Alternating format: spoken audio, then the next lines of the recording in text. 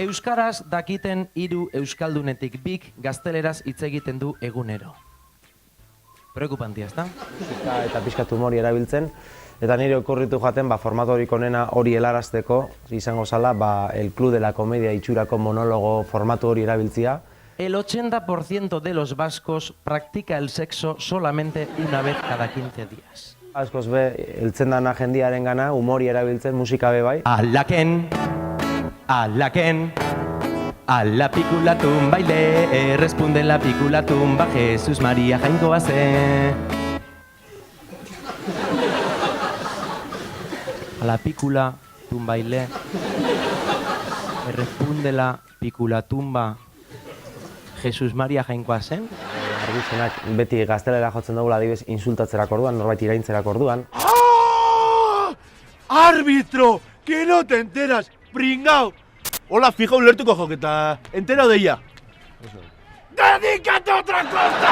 ¡Macaco! Mesua dala, euskararen erabilera geure eskuan dago.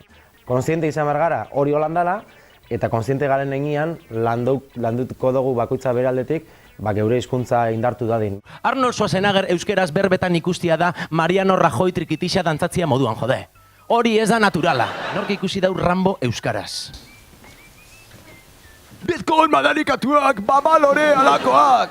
Babalore alakoak, Rambo, tío, no me jodas. Hori ez da Rambo. Sexua praktikatzerako orduan askotan gaztelera jotzen dago. Euskaraz ez dakigu, ez daukagu hizkuntzarik edo hitzik sexuaren inguruan hitz egiteko. Ara maixon, orgasmo euskaldunak eukitzen dabe. Bakizuen nola sentitzen daben ara maixoar batek orgasmo bat, holan. Jazta. Adibidez hemen atxabaltan sakilari zelan esate jatzue. Ui. Polla, pitxa, pene, rabo, nabo, berga, zipote, txurro, minga, miembro, pepino, garrote, ostia? Kantuekin bebai, pixkator, proposatzen eban, euskaldunok daukagu mania bat edo, ez? Dara, kanpoko kantuak hartu eta euskaratu. Danak hartu kanpotik eta euskaratu, ez?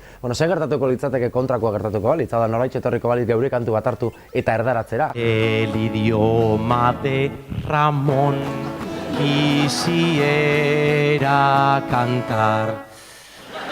Egundo pasatzea eta barritxea bai, baina hausnarketan bat aitxia eta esan jolin, bai, ez? Horre zenbait tematan, igual geure esku badago zerbait gehiago itxia euskararen alde. Edo kanpotar bat ikusten dugunean geure herrixan, baspa ere gazteleraz ditzen dotzagu berba.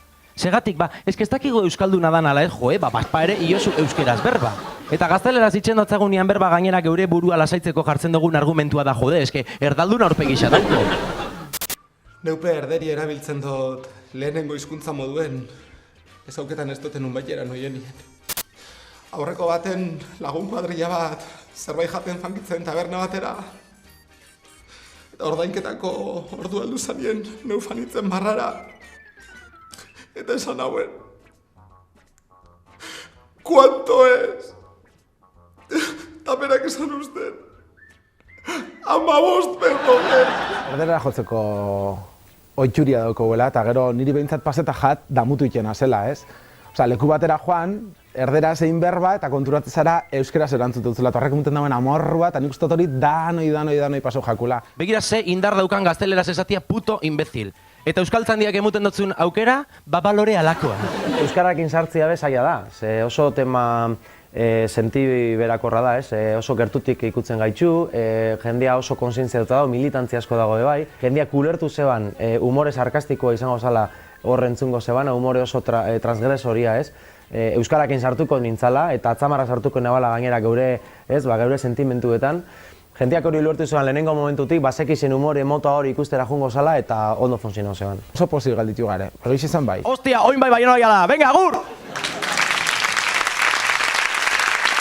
Laizzer ikusiko dute